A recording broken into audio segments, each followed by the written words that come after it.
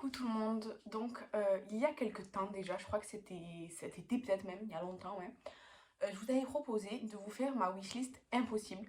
Donc des produits qui ne se trouvent plus, très rares ou très chers, enfin des choses comme ça.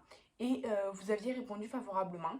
Du coup, ben, je le fais maintenant puisque j'ai 31 vidéos en décembre. Donc je trouve que ça complète bien. J'ai fait ma wishlist de Noël il y a quelques jours. Donc c'est ma wishlist réaliste, disons. Et là, j'ai 8 produits. C'est ma wishlist pas réaliste. Du coup, pas réalisable parce que je vais vous expliquer pour chaque produit pourquoi c'est pas réalisable. Et du coup, ben, on va commencer tout de suite. Cette fois-ci, il y a seulement 8 produits parce qu'en vérité, euh, il y a d'autres choses que je voudrais qui coûtent soit cher, soit qui sont disons, difficiles à trouver, mais qui sont possibles. Là, c'est vraiment des produits ben, impossibles pour l'instant pour moi. Donc, il y a beaucoup de cosmétiques, mais pas que. Il y a deux produits qui ne sont pas cosmétiques, je les ferai à la fin. Donc, on commence par la palette KVD, KVD Vegan Beauty. KVD, c'est la Lolita por Vida. C'est cette palette-ci. En fait, elle est sortie, je sais même plus quand est-ce qu'elle est sortie. Et j'ai tout de suite flashé dessus. Mais j'ai jamais passé le pas. Quand il n'y a pas eu de promo dessus sur Sephora, en tout cas, pas quand j'avais regardé et tout. Donc, je l'ai jamais acheté. Et en fait, maintenant, elle est plus disponible nulle part. Euh, alors, il faut que je la trouve d'occasion, mais je ne l'ai pas trouvée. Enfin, sur le groupe Create Makeup et tout, d'occasion, je ne l'ai pas trouvé. Sur Vinted, là, quand j'ai fait des recherches récemment, non plus. Il n'y a personne qui vend cette palette. Et du coup, ben, elle me fait très envie.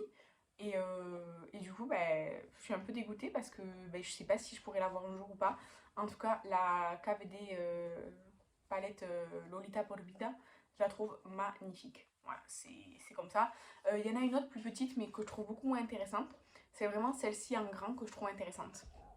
Ensuite, une collection entière, c'est la collection Wet n Wild Lilo et Stitch. C'était une collection exclue USA. J'ai regardé sur Amazon USA pour la voir.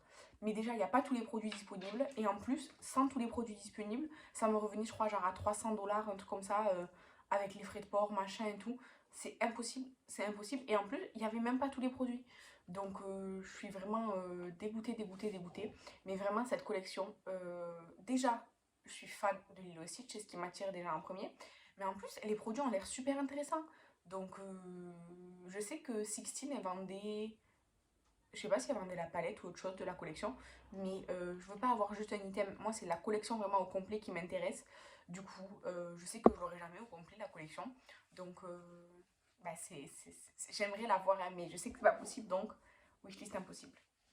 Ensuite, le parfum Jo Malone, le Scarlet Poppy, c'est celui-ci. Moi, je l'ai senti à Paris, aux Champs-Élysées. La bouteille, elle coûtait tellement cher que je pouvais pas me la payer. Franchement, elle coûtait méga cher. Je me rappelle même plus combien elle coûtait. Mais depuis, il est tout le temps indisponible sur Sephora de toute façon. Donc, je pense que. Enfin, je sais pas si c'était l'édition limitée ou pas. Mais du coup, ben, déjà, quand je l'ai vu en boutique, je pouvais pas me le payer parce que ça coûte horriblement cher. Et depuis, en ligne, c'est indisponible. Donc, sûrement que je l'aurai jamais. Mais c'était vraiment un délice. Vraiment, ce parfum, c'était waouh, un truc de fou. Donc, je sais que les parfums Jo Malone sont chers. De base, le parfum, c'est cher et tout. Mais alors, les Jo Malone, encore plus. Et celui-ci, ben, sur Sephora, en tout cas, c'est indisponible depuis longtemps. Donc, là, c'était à Noël de l'année dernière que je l'avais senti aux Champs-Élysées à Paris. Mais ouais, je crois qu'il était à genre dans les 200 €, un truc comme ça, c'était trop cher. Et, euh, et voilà. Et depuis, je pense à ce parfum quand même. Ensuite, la poudre Too Faced Prime and Poreless. En fait, je crois qu'ils la font plus du tout parce qu'elle est jamais dispo. J'ai trouvé personne qui la revend. Et enfin, sur Vinted et tout. Et sur Sephora, elle est jamais dispo. Elle est disponible tout le temps. Donc je pense qu'en fait, ils l'ont arrêtée. Donc ben, je suis dégoûtée parce que je voulais vraiment l'essayer. Et, et voilà, je peux pas. Donc ben, c'est comme ça. Ensuite, le spray Blur Milk Makeup. Alors ce spray, Priscilla, quand on avait fait un swap, elle me l'avait envoyé. Et c'était le meilleur spray de ma vie. Genre vraiment, ce spray, alors c'est un spray blur, c'est-à-dire, comment dire, qui floute les pores. Déjà, il mélange super bien les matières entre elles. Il floute relativement bien, il matifie bien et il fait tenir le make-up surtout. Parce que là, par exemple, j'utilise le spray MAC là que j'ai toujours pas fini. Enfin, pas encore. Et ça fait pas tenir le make-up. Ça floute les matières ensemble. Comment dire? Ça mélange bien les matières ensemble, mais c'est tout. Ça ne fait pas tenir plus le fond de teint. Celui-ci de Milk là, il est génial. Mais il est vendu que aux USA. Et Priscilla, elle avait eu dans une box des USA.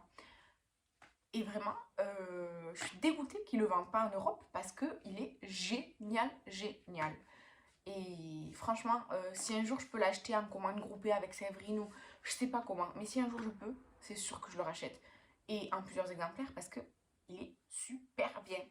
Après, c'est un spray donc ça dure pas une éternité, ça dure plusieurs mois. Oui, ça dure plusieurs mois, mais ça dure pas non plus des années. Donc c'est pas comme un blush ou quoi. Donc voilà. Mais franchement, il est génial, génial, génial. Ensuite, dernier produit cosmétique, c'est la palette Wings de Colourpop. En fait, j'ai hésité à la prendre. Et quand j'ai voulu la prendre, elle était plus dispo. Il est jamais revenu. Donc, ben, je l'ai jamais prise. Je regrette, franchement, je regrette. Parce qu'au début, je me suis dit, ouais, mais j'ai déjà toutes les couleurs de l'arc-en-ciel, machin et tout. Mais en fait, cette harmonie, comme ça, tout dans une même palette, en fait, j'adore. Du coup, je l'ai jamais acheté. Je regrette. Et pour l'instant, il n'y a personne qui la revend. Donc, si un jour je la trouve d'occasion en bon état quand même et à un bon prix, je l'achèterai. Parce que je regrette vraiment, vraiment d'avoir laissé passer ma chance quand elle est sortie. Vraiment, j'ai hésité trop longtemps. Quand je me suis décidée, ben, il n'y en avait plus. Et je pensais vraiment qu'ils allaient faire un réassort comme pour Sailor Moon là. Mais non. Donc voilà, si vous la vendez, envoyez-moi un MP s'il vous plaît. Je la veux. Ensuite, deux produits qui ne sont pas des cosmétiques. D'abord, il y a le livre Le Petit Chaperon Rouge, illustré par Benjamin Lacombe. Je ne sais pas pourquoi, ce livre, il est introuvable.